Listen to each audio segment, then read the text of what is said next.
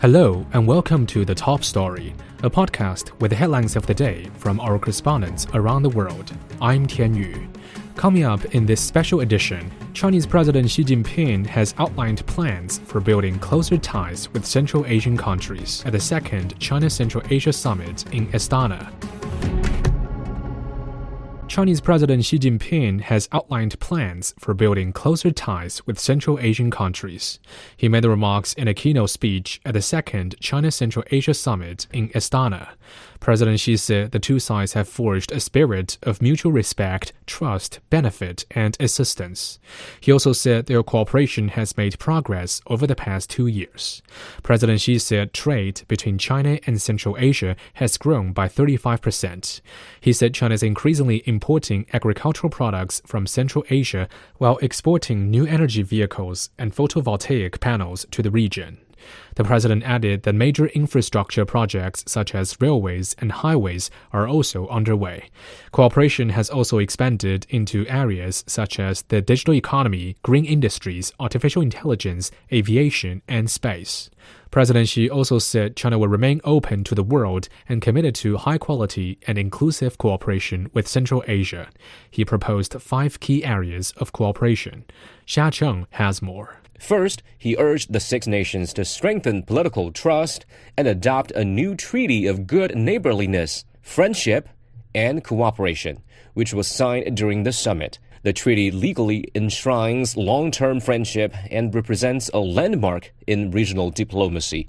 Second, he emphasized optimizing the cooperation framework with a focus on results and integration. The years 2025 and 2026 have been designated the years of high-quality development of China-Central Asia cooperation, with priorities in trade facilitation, green mining, agricultural modernization, and digital infrastructure. China will set up 3 new cooperation centers on poverty reduction, education exchange, and desertification control, and launch a smooth trade cooperation platform. To support these initiatives, China will provide 1.5 billion yuan in grants this year and offer 3,000 training opportunities over the next few years to help Central Asian partners improve livelihoods and build human capital. Third, Xi proposed a regional security framework to promote peace and solidarity. He pledged support for Central Asian countries to modernize their defense and law enforcement sectors while expanding cooperation in counterterrorism, anti-extremism, cybersecurity, and biosafety. Projects such as safe city networks, joint exercises, and coordinated training will be launched. Xi also emphasized cooperation on Afghanistan, urging joint efforts to support peace, reconstruction, and development in the neighboring country. Fourth, Xi stressed the importance of deepening people-to-people connectivity. He called for enhanced exchanges among legislatures, political parties, youth, media, and think tanks. China plans to offer more scholarships, increase academic programs in Central Asian languages, and expand vocational training to support talent development in the region. He also called for greater subnational cooperation through sister city programs and grassroots-level exchanges, saying such efforts are key to heart-to-heart connections among the peoples of the region. Fifth, Xi reiterated China's support for a fair and equitable international order, opposing unilateralism and hegemonism. He called for joint efforts to defend the post-World War II international system centered on the United Nations and to promote a multipolar world and inclusive globalization. Xi reminded leaders that Chinese and Central Asian peoples stuck together in times of adversity and should continue defending peace and justice in the current era. That was Xia Cheng reporting. Leaders of the 5 Central Asian countries expressed a strong desire to deepen cooperation with China. They voiced commitment to expanding trade and investment and advancing Belt and Road cooperation. The leaders say they can develop closer partnerships in areas such as agriculture, science and technology, infrastructure, new energy, and regional connectivity.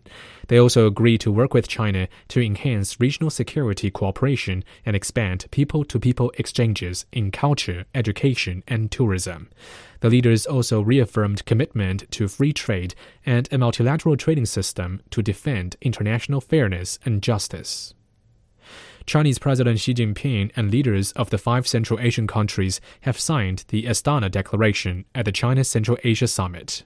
They committed to mutual understanding and support on issues concerning each other's core interests. They will firmly uphold the UN's role in maintaining international peace, security, and sustainable development. The countries will also further strengthen the alignment between the Belt and Road Initiative and the Central Asian countries' development strategies. They say they are committed to consolidating the multilateral trading system based on WTO rules, supporting the modernization of international trade regulations, and promoting trade and investment liberalization and facilitation. The countries agreed that China will host the 3rd China Central Asia Summit in 2027. You Yan has more. The fruitful achievements have been reached at the 2nd China Central Asia Summit. First, a treaty of permanent good neighborliness and friendly cooperation has been signed by China and the 5 Central Asian countries. In the document, they affirm their support for each other's independence, sovereignty, and territorial integrity. Meanwhile, the 6 countries also have they are ready to carry out cooperation in trade, economy, investment, infrastructure, energy, and more. And all parties agree to jointly build a closer China Central Asia community with a shared future.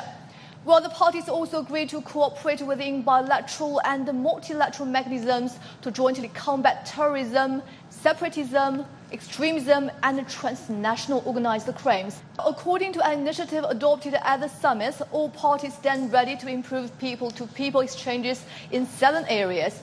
Those include consular and border cooperation and the cultural exchanges. And the 6 countries agreed to enhance connectivity of highways and railways, creating favorable conditions for cross-border movement of people and goods. Well, they will also expand two-way students' exchanges and continue establishing and consolidating sister province or states, as well as sister cities relationships. That was You Yang reporting. The meeting also announced the signing of 12 cooperation agreements regarding the Belt and Road cooperation, facilitation of personnel exchanges, green mining, trade, connectivity, industry, and customs. The leaders also witnessed the inauguration of 3 cooperation centers and a trade facilitation platform. For more on the outcomes of the 2nd China Central Asia Summit, Pan Deng spoke to Zhang Xing, associate professor from the School of Politics and International Relations at East China Normal University. So this time, China and 5 Central Asian countries have signed a treaty of permanent good neighborliness and friendly cooperation. How much weight does the very word permanent carry? I think that carries a very strong message to all these 6 countries, the world beyond, that all these 6 countries are in a joint position to keep a permanent, peaceful and a friendly relationship among all of them. I think the treaty itself is of particular significance, given the fact we are seeing the core of the Eurasia continent in the past few years has increasingly become an extremely volatile region. Many parts of that part of the world are undergoing wars or de facto wars. A lot of bloodshedding, even genocide is taking place right now. And then this region is the close neighbor of Central Asia. For example, Iran is immediate neighbor of Tajikistan. So there's a high chance there will be some negative spillover effect from the very volatile Central Eurasia region all the way to Central Asia and possibly even to China. So I think this the Astana Declaration and the Treaty of Permanent Friendship and good neighborhood and the friendly cooperation to send a very strong and clear message from these six countries. We will legalize such a friendly neighborhood relations through a joint treaty and also institutionalize it for the future. I think that's a very clear and strong message. Professor, it's fair to say that the cooperation between China and Central Asian countries is very much down to earth, both in strategic and literal sense. For example, this time leaders have agreed to strengthen agricultural cooperation. Tell us more about the upcoming plan. I think there will be a few very clear new development trends. One is China will import more, both in terms of quantity and varieties, more agricultural products from a Central Asian country, particularly those Central Asian countries that are particularly resourceful for these specific agricultural products. I think among the more than 50 agreements and deals signed during the summit, there are more than one specifically about specific agricultural products or specific agricultural products line or sectors among these 50, more than 50 deals. Right? So I think that will be one very strong, clear trend in the years to come. And on the other hand, I expect to see more of export of technology in the agricultural sector, especially green technology, mostly from China to Central Asian countries, and also training agricultural workers, peasants and modern agricultural workers, mostly by Chinese firms, Chinese actors, either to or in Central Asia. I think that's just started, and with the Astana Declaration and this summit, I think this trend in the agriculture sector will also be continued. That was Zhang Xing from East China Normal University sharing his insight on the outcomes of the second China-Central Asia Summit. Experts and officials from Central Asian countries have expressed support for developing stronger ties with China and promoting Belt and Road cooperation. Kazakhstan and China work closely in the field of industrial cooperation under the Belt and Road Initiative. There are many joint projects in mining and metallurgy. Joint projects with Chinese companies in coal chemistry and mining were also discussed. 133 projects worth $35 billion are being implemented. 54 of these projects worth $9 billion have already been implemented so far. This is an excellent platform for China and Central Asia to discuss issues of industrial integration and cooperation in the region. The heads of state jointly signed the Treaty of Permanent Good Neighborly Friendship and Cooperation. From the strategic perspective of building a China-Central Asia community with a shared future and common values, it points the way forward for future cooperation.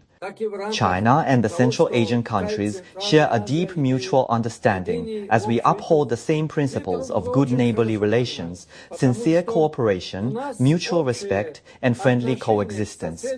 China has always engaged with other countries in a prudent and wise manner, respecting each and every partner. This summit fully demonstrates that Central Asian countries are taking a more proactive role in regional affairs, independently shaping their development agendas and placing cooperation with China as a top priority. China has always adhered to a foreign policy of good neighborliness, friendship, and mutual respect. Almaz Albidayev is the director of the energy aspects of Kazakhstan Research Center. He says Kazakhstan and China could further advance energy cooperation. We understand that in the changing world, new points of economic growth, new points of development of civilization will come from Asia too, and this is also the understanding of the Kazakh authorities. And for Kazakhstan, basically, its main export is energy, and it wants to use its resource potential as much as possible while building factories. I think that a big portion of our relations, a new page of our relations with China, will be more of an energy nature. These areas will be deepened, and we know that President Xi also called for a deeper relationship.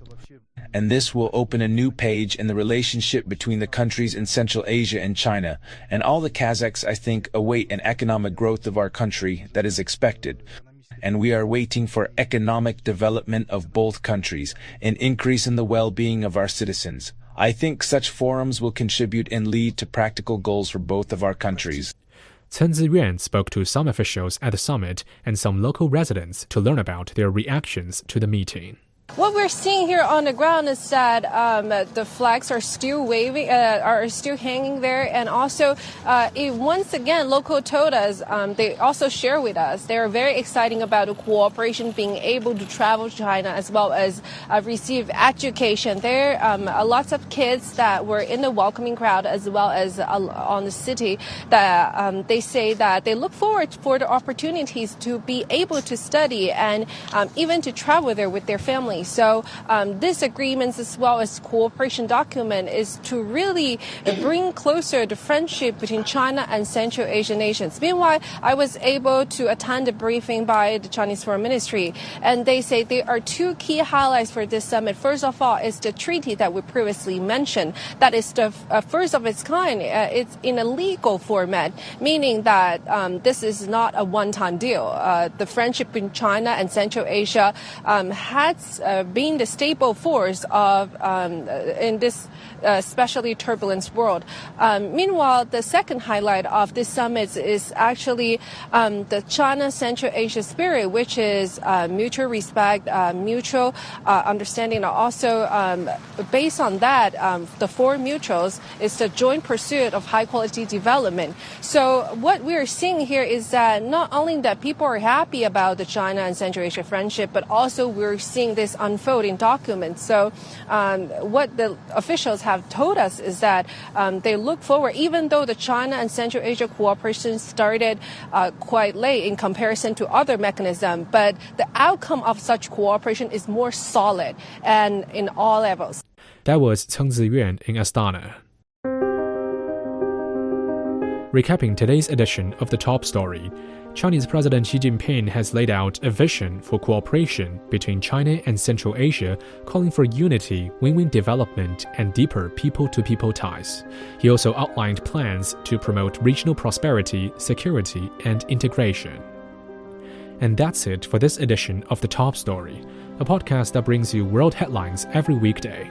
For more news in politics, business, sports, and culture, you can subscribe to The Beijing Hour, a one-hour podcast news magazine program. We welcome and appreciate all ratings and reviews. I'm Tian Yu. Thank you for listening.